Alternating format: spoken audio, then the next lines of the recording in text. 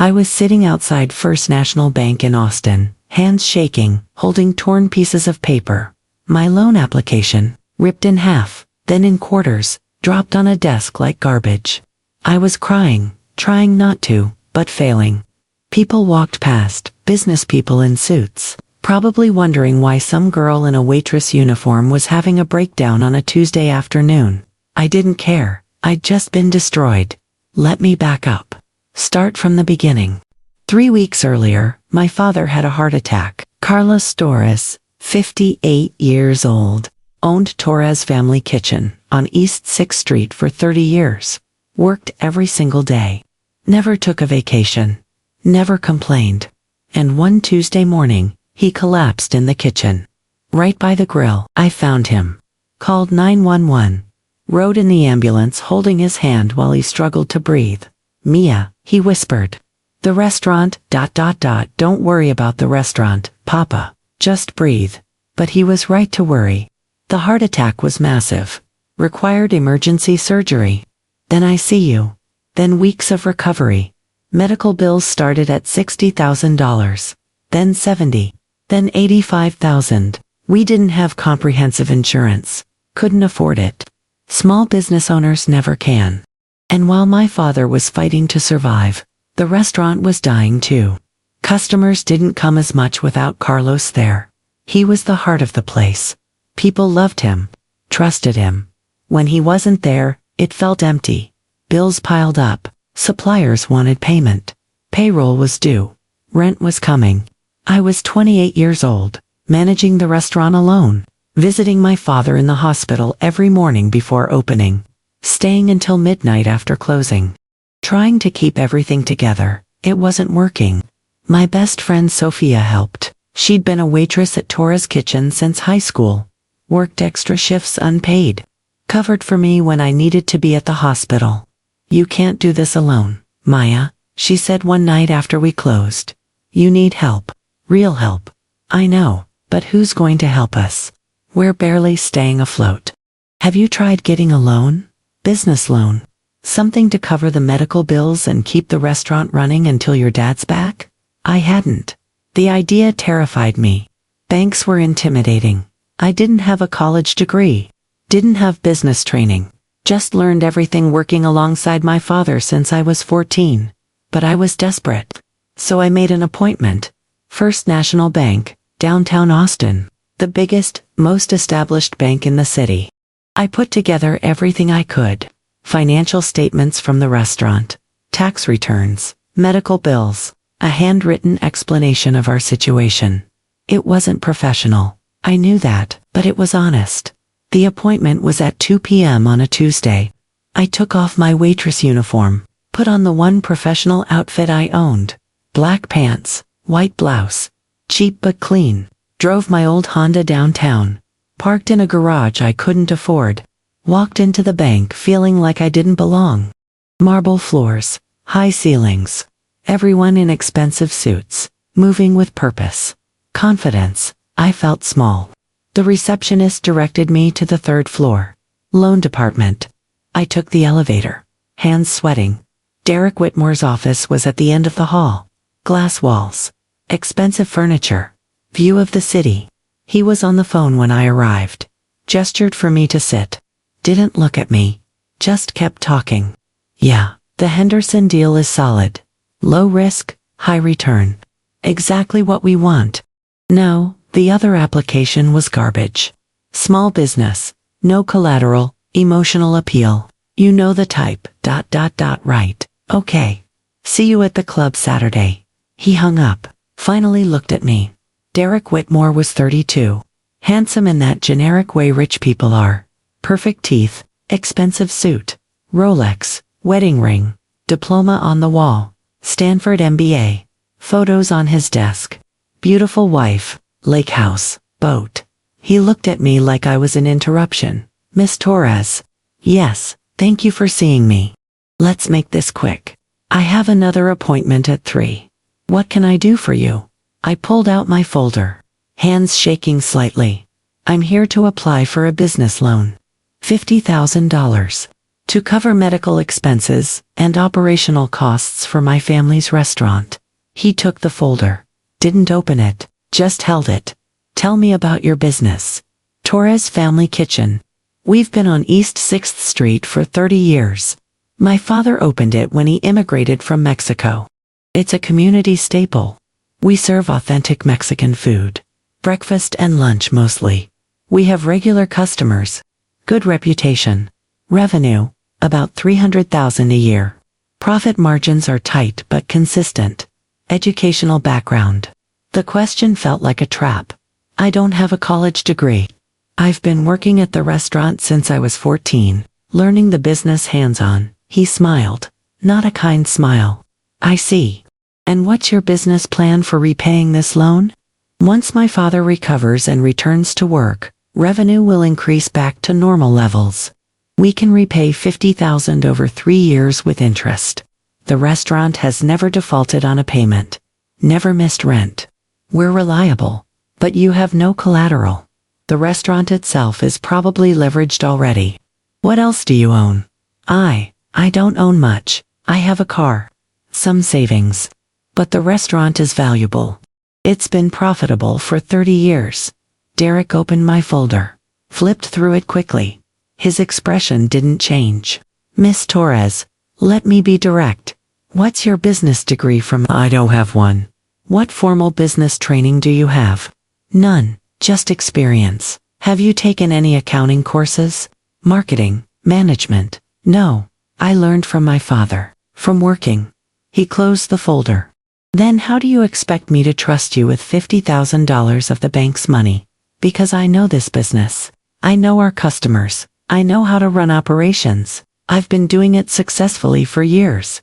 Successfully. He laughed. You're here begging for money because your business is failing. That's not success. That's desperation. The word stung. Because it was true. I was desperate. My father had a heart attack. That's not a business failure. That's a medical crisis. That affects your business. Which makes it a business problem. And from what I see here, you're not equipped to handle it. I just need help through this crisis. Once my father let me stop you there. Derek stood up, looked at his watch. Miss Torres, banking isn't charity. It's not about sad stories or family legacies. It's about risk assessment. And you are a high-risk applicant. No education.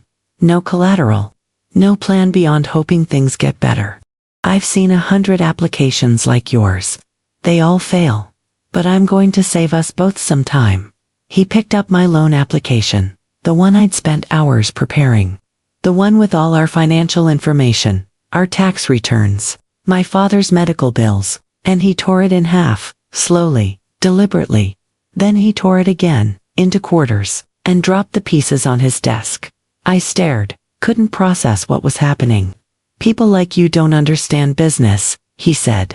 You think hard work and heart are enough. They're not. You're a liability, not an investment. And I'm not going to waste the bank's money on sentiment. I couldn't speak, couldn't move. My assistant will show you out. Good luck with your little restaurant. He pressed a button on his phone. Maria, please escort Miss Torres to the lobby. It's Maya, I said quietly. Whatever. A woman appeared at the door. Professional, sympathetic. She'd probably seen this before. I stood, gathered the torn pieces of my application, hands shaking so badly I could barely hold them. Walked out of that office. Down the hall, into the elevator, through the lobby. Made it to my car before I broke down. Sat in the driver's seat of my old Honda, crying. 5 years is a long time. Long enough to transform. Long enough to prove everyone wrong. Let me tell you what those 5 years looked like. Year 1 was survival. I sold my car 2 days after the bank rejection. Got $3,000 for my old Honda. Bought a used bike for $200. Started taking the bus everywhere.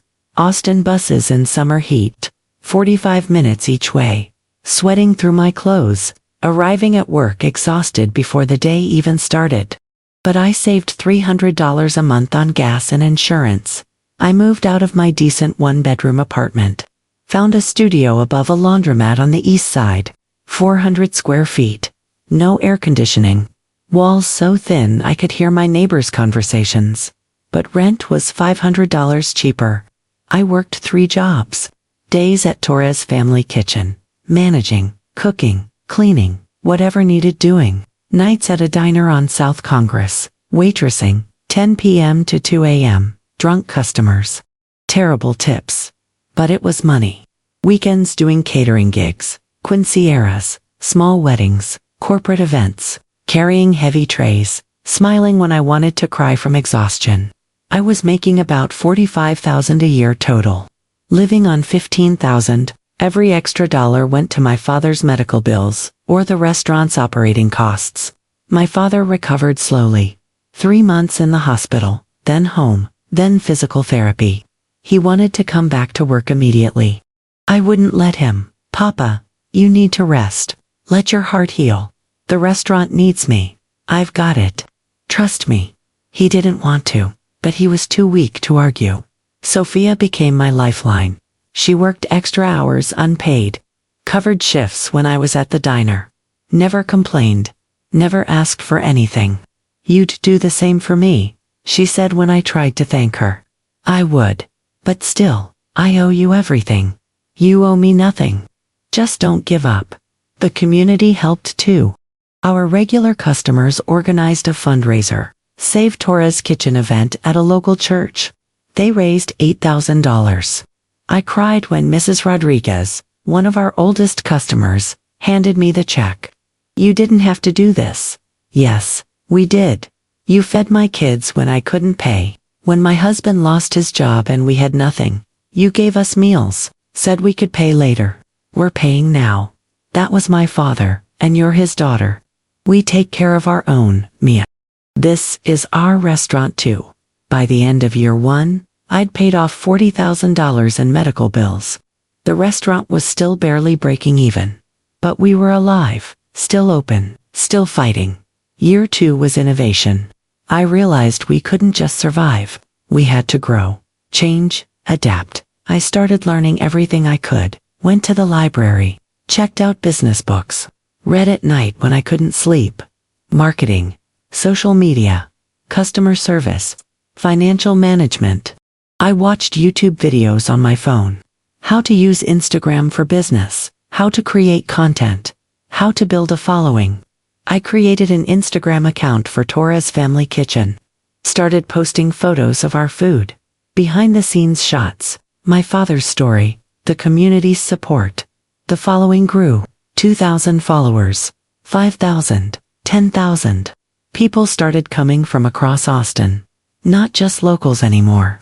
Food bloggers, tourists, people who'd seen us online and wanted to support the girl who wouldn't quit. I hired Ben Nguyen, 26 years old, recent culinary school graduate, talented, creative, willing to work for less because he believed in what we were doing. Let's renovate the menu, he said. Keep your father's classics, but add new things. Fusion, Mexican Vietnamese. Unexpected. Different. We experimented. Failed sometimes, but when we succeeded, people loved it. B&H Me tacos. Pho with Mexican spices. Dishes that honored both our heritages, both our stories. Revenue increased 40% year over year. I started a delivery service, before the apps made it easy. Partnered with a local delivery collective. Menu online, phone orders, cash or card. Added catering as a real program, not just weekend gigs. Professional service, weddings, corporate events, parties, new revenue streams, new customers, new possibilities. By the end of year 2, we'd paid off all the medical bills. The restaurant was profitable. Actually profitable. For the first time in 3 years. My father cried when I showed him the numbers.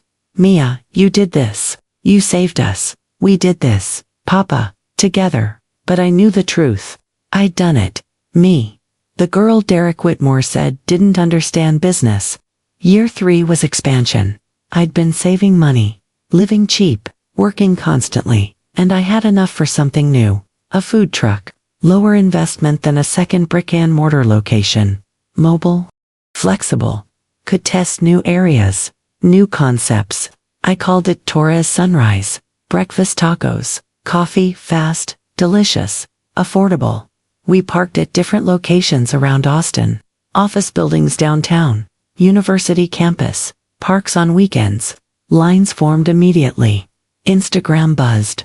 Torres Sunrise Truck, trending on Austin food blogs. I was 31, managing 2 operations, exhausted but thriving. A relationship I'd been in ended. Jordan, local musician, good person. But I was too focused on work. You're married to that restaurant, he said when we broke up. I know, I'm sorry. Don't be sorry. Just be honest. This is what you want. And I want someone who has time for me. He was right. The restaurant was my life, my purpose, my proof. And I wasn't sorry about that. Media attention grew. Local news did a segment. Young entrepreneur saves family business. Austin Chronicle feature. From rejection to success. Maya Torres's story. I did interviews. Told my story, the heart attack, the medical bills, the bank rejection, the 5 years of work. I never mentioned Derek's name. Just said a loan officer at a bank told me I didn't understand business. People loved it, shared it, supported us even more. By the end of year 3, I had 2 successful operations. Money in the bank, recognition growing, and I still had those torn pieces of paper taped to my bathroom mirror. Year 4 was consolidation. The food truck was so successful I converted it into a second restaurant, Torres Kitchen, downtown. Modern, bigger, different vibe than the original but same heart. I hired more staff, trained them, built systems, professionalized everything. Grace Chen became my accountant. 45 years old. Small business specialist. She helped me structure everything properly. LLC, proper accounting, tax optimization, business planning. You're a natural businesswoman, she told me. You just never had formal training. But your instincts are better than most MBA graduates I work with. Better than Stanford MBAs, I asked, thinking of Derek, especially those they learned theory. You learned reality. Reality wins. I won local business awards. Rising Star Entrepreneur, Community Business Leader, Small Business of the Year. My father said I retired, still came to the original location most days. Greeted customers, told stories. But I was fully in charge now, and he was proud. So proud. You did what I never could, he said one night after we closed. Made it bigger, better, sustainable. I learned from the best, Papa. Year 5 was triumph. I opened a 3rd location, the flagship Torres Table, upscale, full bar, private dining, downtown location, beautiful space. This wasn't just a restaurant, it was a destination, a statement. The grand opening was packed, waitlist for weeks, media coverage everywhere. I did more interviews. One went viral locally. The reporter asked, "What's the biggest obstacle you overcame?" I thought about it, then answered honestly. 5 years ago, I went to a bank for a loan. I was desperate. My father was sick, our restaurant was dying, and the loan officer looked at me like I was worthless. He asked about my education, my qualifications, made me feel small.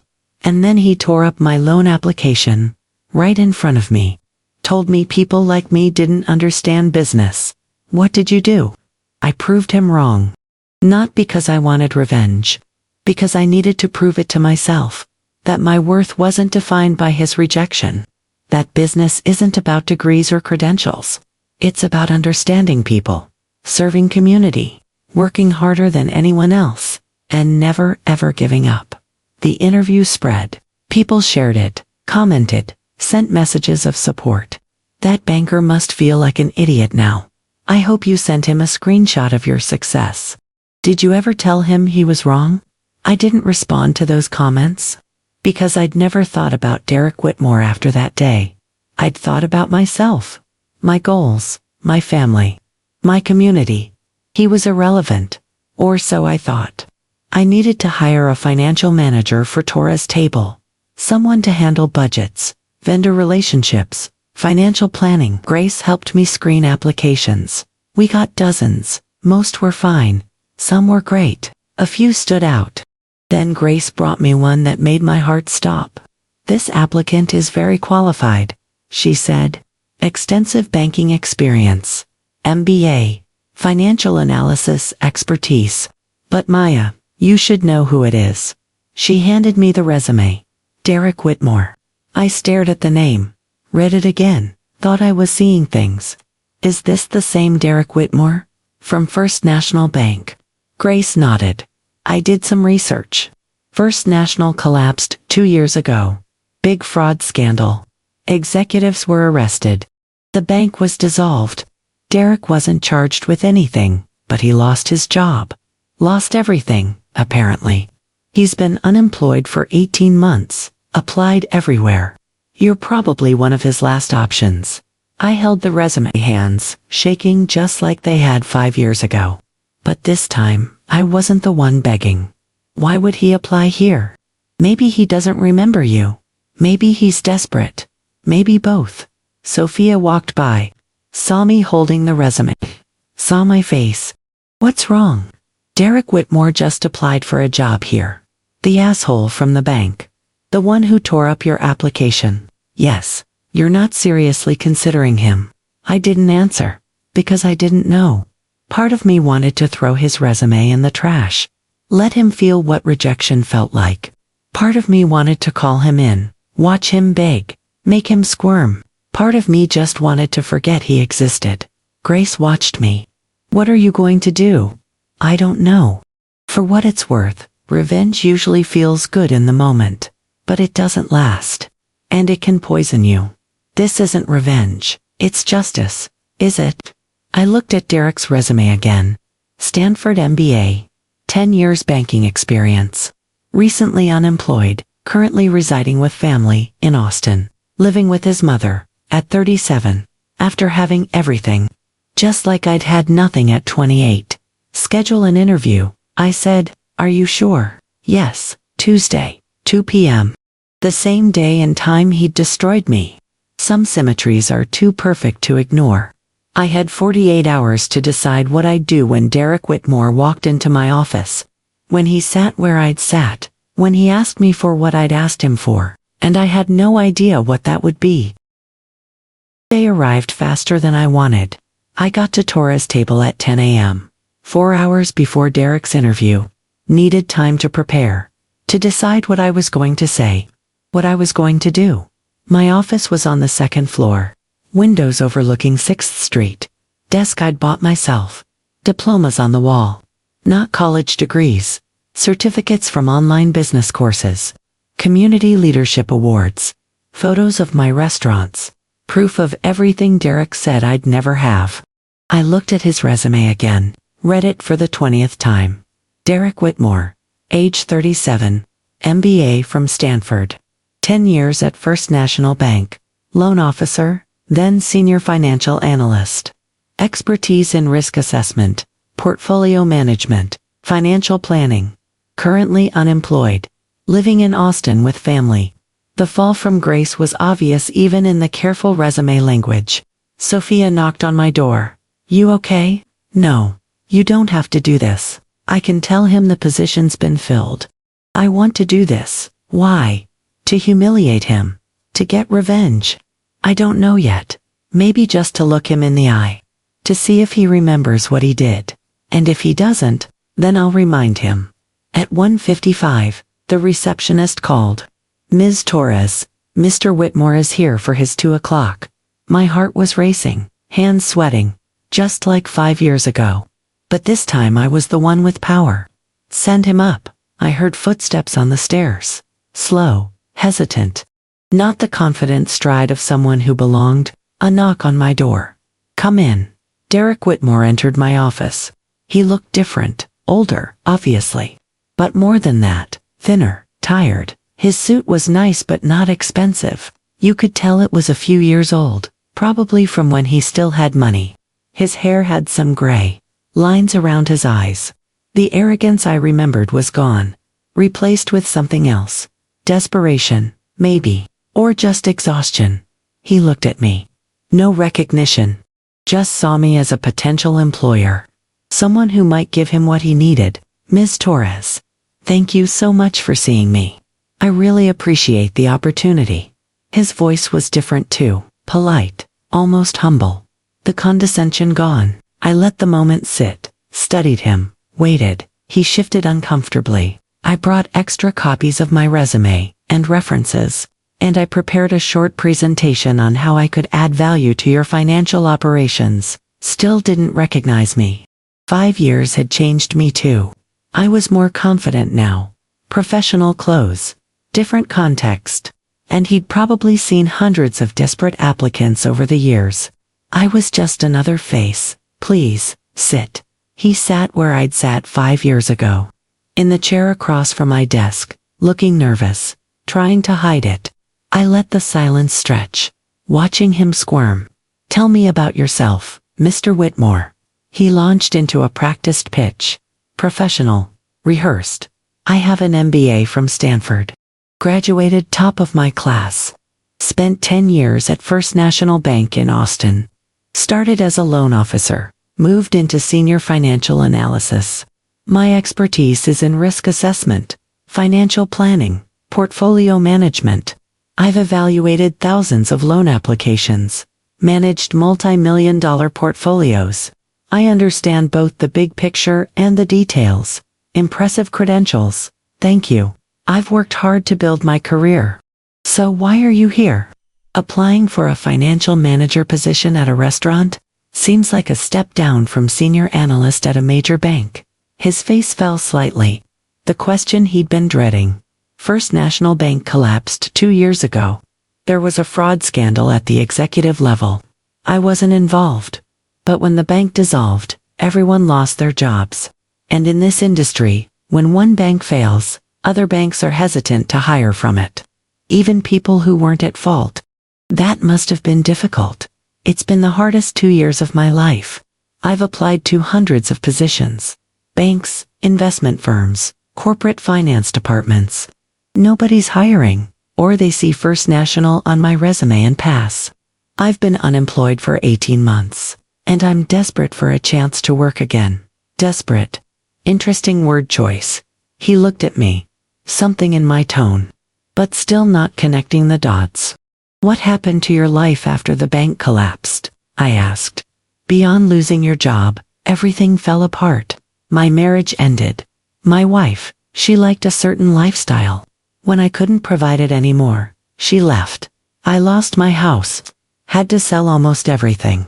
I'm living with my mother now, starting over at 30, and it's humbling. I'm sure it is. I opened his resume, looked at it, then looked at him. Let me ask you something, Mr. Whitmore. When you were at First National, how did you treat loan applicants? The question caught him off guard. I tried to be professional. Fair. I evaluated applications based on standard banking criteria. And what were those criteria?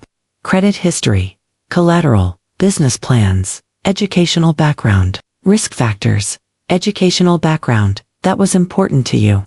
Banking has standards. A college degree shows commitment, understanding of business principles. It's a legitimate factor. What about applicants without degrees? Without traditional qualifications? How did you evaluate them? He shifted in his chair, uncomfortable. I evaluated them the same way. But honestly, most didn't meet our lending standards.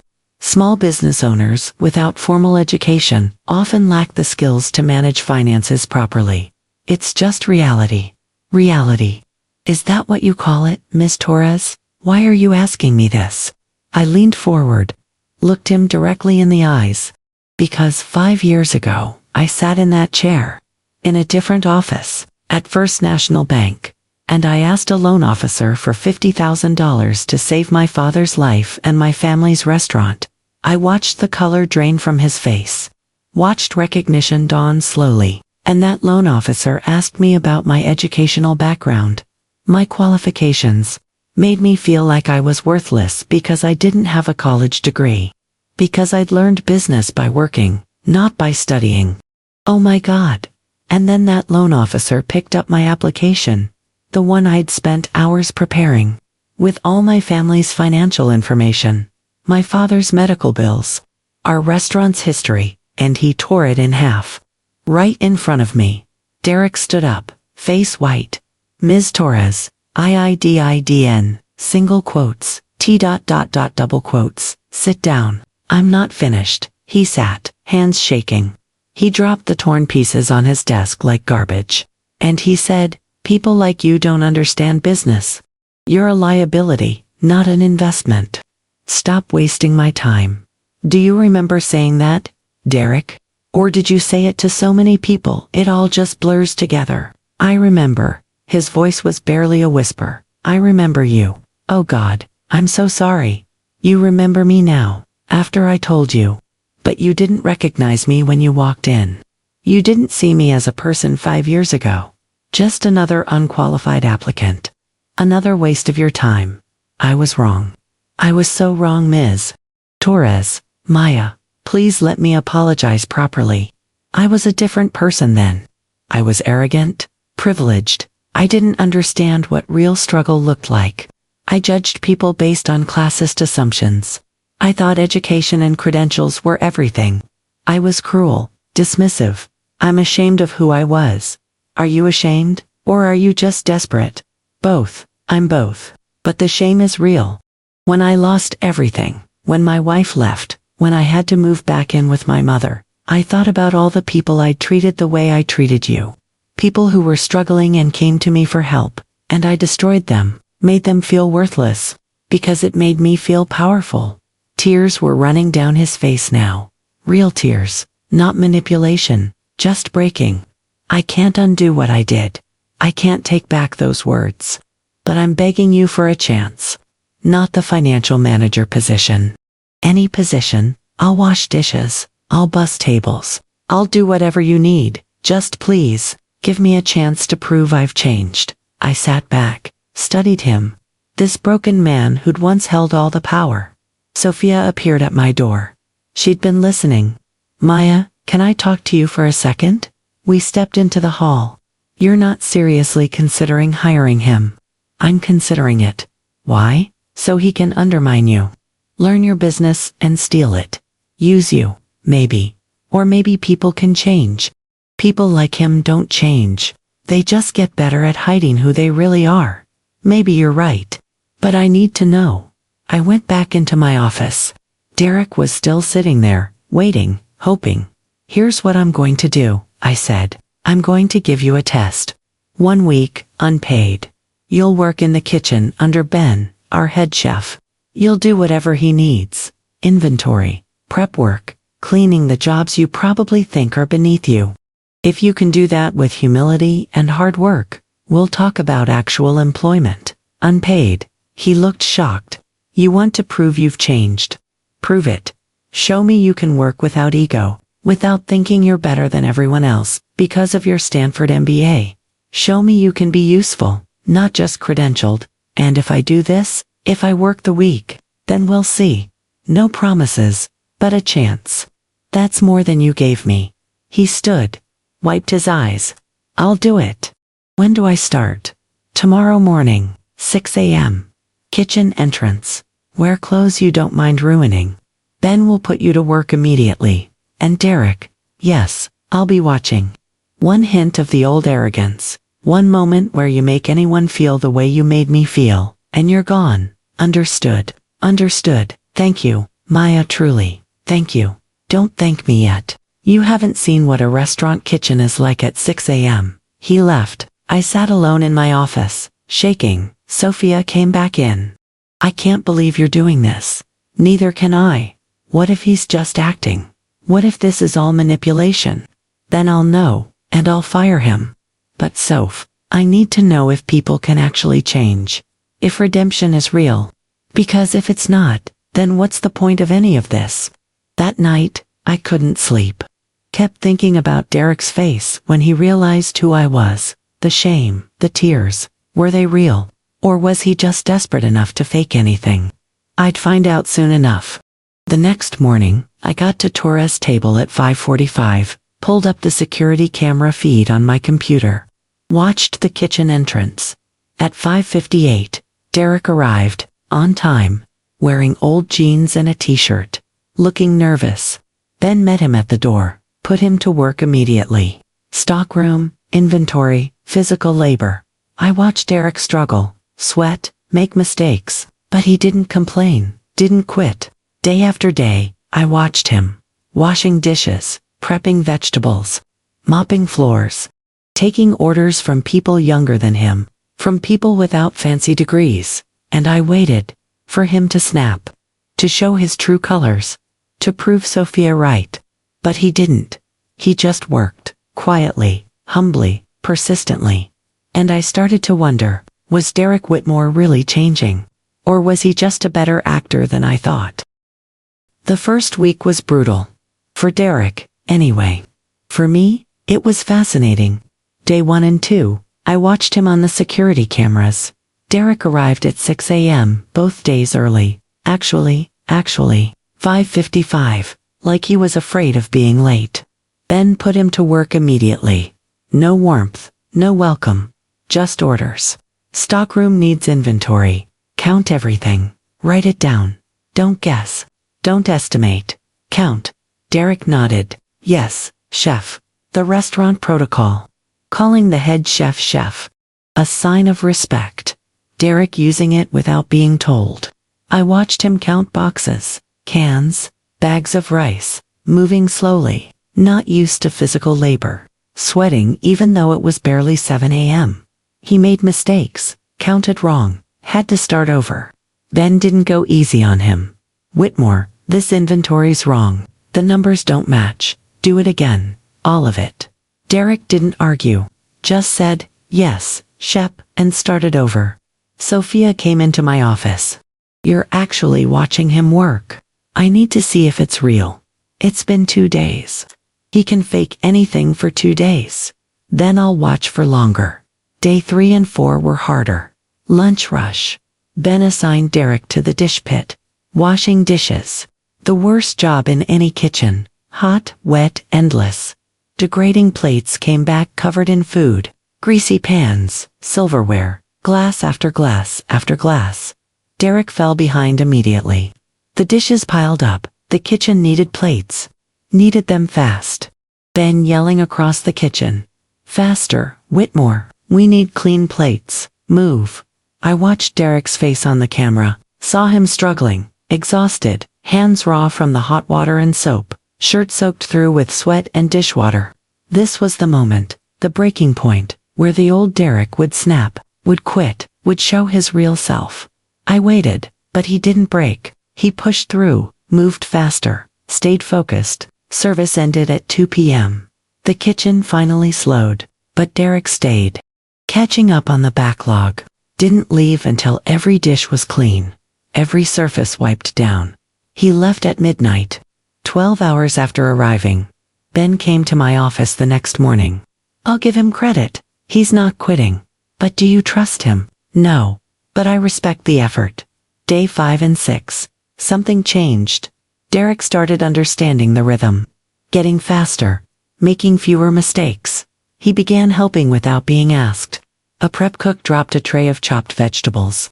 Derek immediately stopped what he was doing, helped clean up, helped re-prep. No complaint, no attitude, just help. The staff noticed, started treating him less like an outsider. Not friendly, but not hostile. One of the line cooks, Maria, said to Ben, Whitmore's getting less useless. Ben shrugged. We'll see. Day 7 was the real test. Friday night. Busiest service of the week. Ben assigned Derek to Expo. Expediting, coordinating between kitchen and dining room. Calling orders. Checking quality. Timing everything perfectly. High pressure. High visibility. Easy to fail. I watched from my office. The dining room was packed. Tickets printing constantly. The kitchen moving fast. Derek stood at the expo station. Nervous but focused. Calling orders clearly. Ordering 2 steaks, medium rare, 1 salmon, 3 tacos, checking each plate before it left the kitchen. Wiping edges, making sure presentation was right. Then it happened. The test I didn't plan but needed. A server grabbed a plate, started walking to the dining room. Derek stopped her. Wait, that's the salmon. Table 12. Check the ticket. The server looked, yeah, table 12. The customer's allergic to shellfish. That salmon was prepped on the same station as the shrimp. We need to remake it. Different station, different pan.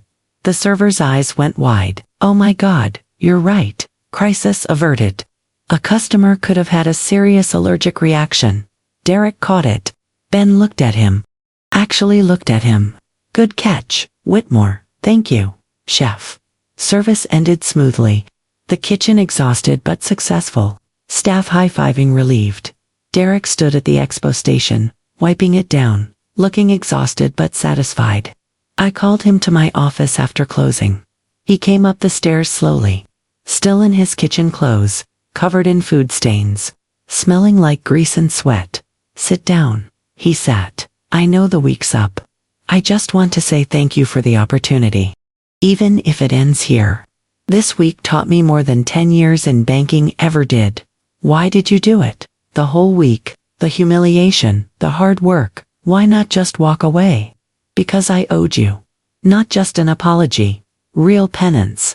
And because I needed to prove to myself that I could, that I wasn't just the privileged asshole I used to be. Are you different, Derek? Really different? Or are you just good at adapting? I don't know. I want to be different. I'm trying. But I understand if you don't believe me. I wouldn't believe me either. I'd made my decision 3 days ago. Been waiting to see if he'd last the full week. He had. I'm going to offer you a job. Not the financial manager position. Kitchen manager. $40,000 a year. You'll work under Ben. Manage inventory. Ordering. Vendor relationships. Kitchen budget. It's not what you applied for. It's not what your MBA qualifies you for. But it's honest work. His face showed surprise. Relief. Gratitude, I'll take it. Don't you want to negotiate? Ask for more money. Better title. I'm not in a position to negotiate. And honestly, I'm just grateful for the chance. When do I start? Monday. But Derek, understand this. You're on probation. Permanently. One mistake, one hint of the old arrogance. One moment where you make anyone feel the way you made me feel, and you're gone. Clear, crystal clear. Thank you, Maya. I won't let you down. 3 months passed. Derek worked hard. Exceeded expectations in ways I didn't anticipate. He renegotiated our vendor contracts. Used his banking background. His understanding of numbers. Saved us 15% on produce. 20% on dry goods. He implemented better inventory systems. Reduced waste. Increased profit margins. The staff respected him. Not because of his credentials. Because he worked as hard as they did. Treated everyone with respect. No ego. No superiority. Ben told me one night, I hate to say it, but Whitmore's actually good at this, and he's not an asshole anymore. Or he's hiding it really well. You still don't trust him. I trust that he's useful. That's enough for now. I worked with Derek closely. Going over budgets. Planning for expansion. Financial strategy. He was smart. I'd always known that. But now he used his intelligence to build instead of destroy. One night, we were working late. Going over quarterly financials for all 3 locations. Derek looked up from the spreadsheet.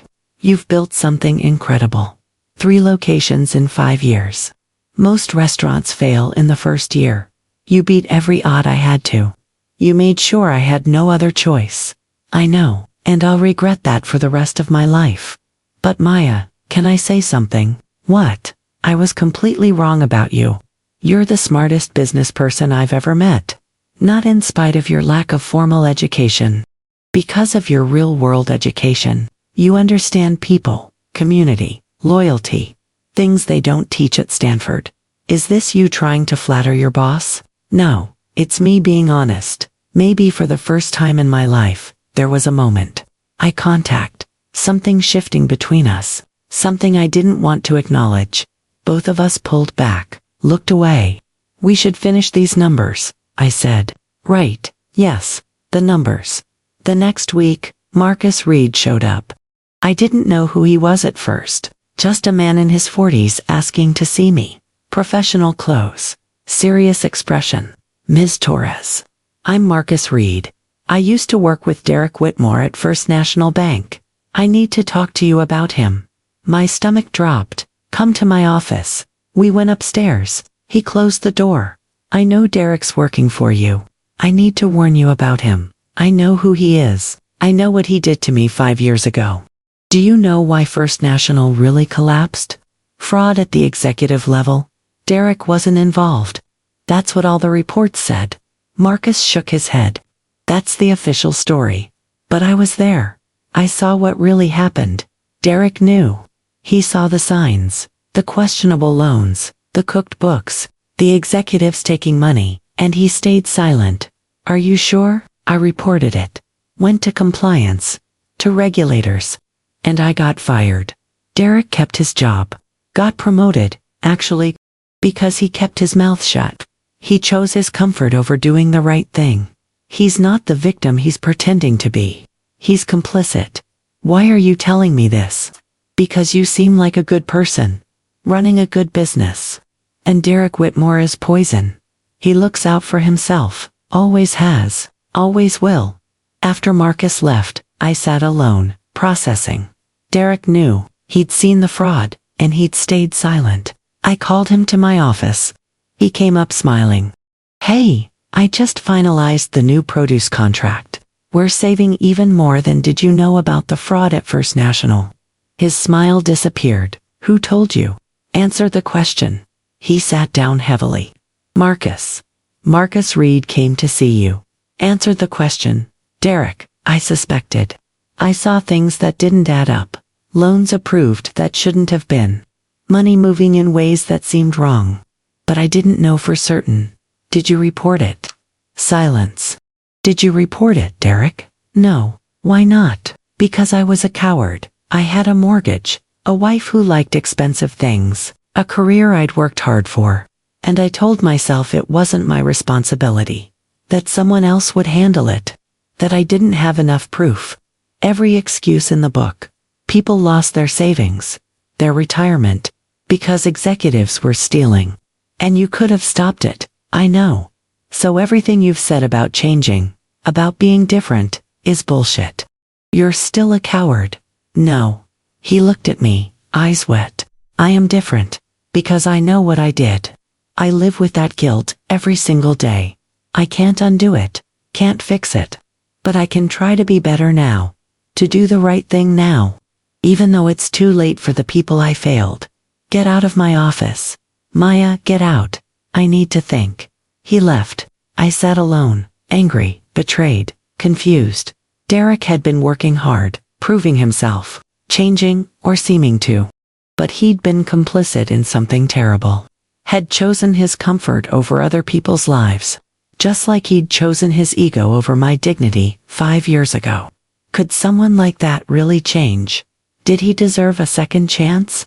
Or was I being naive? I didn't know, and I had to decide soon. Because keeping Derek meant trusting him.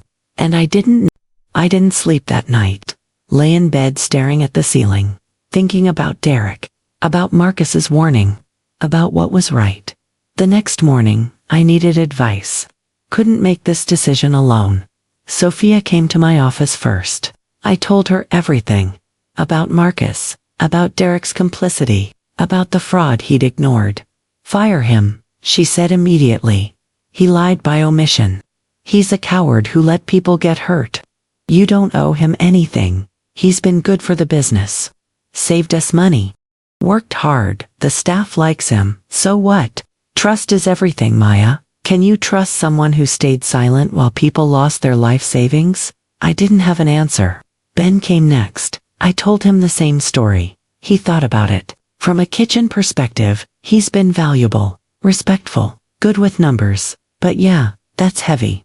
Knowing about fraud and not reporting it, that's bad. So you think I should fire him? I think you're the only one who can decide what you can live with. Grace, my accountant, was more pragmatic. From a business standpoint, he's an asset. From an ethical standpoint, it's complicated. He didn't commit the fraud, he just didn't stop it. Is passive complicity the same as active wrongdoing? I don't know. That's what you need to figure out. I called my father. Told him everything. The whole story. Derek, 5 years ago. Derek now. The fraud. The choice. Carlos was quiet for a long time. Then he said, Mia, when your mother and I came to this country, people judged us, said we didn't belong, didn't deserve opportunities. We built Torres Kitchen because one person gave us a chance when nobody else would. But Derek isn't like you, Papa. He had every advantage, and he used it to hurt people. That's true. But maybe that's exactly why he needs a second chance. Because people who've always had chances don't understand what they mean. Until they lose them. So you think I should keep him? I think you should do what feels right. Not what feels satisfying. Those aren't always the same thing. That afternoon, I went to the original Torres Kitchen. The first location, where it all started. I stood in the empty dining room, looking at the photos on the wall.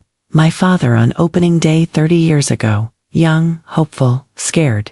Me at 14, first day working there, learning, growing, the community fundraiser.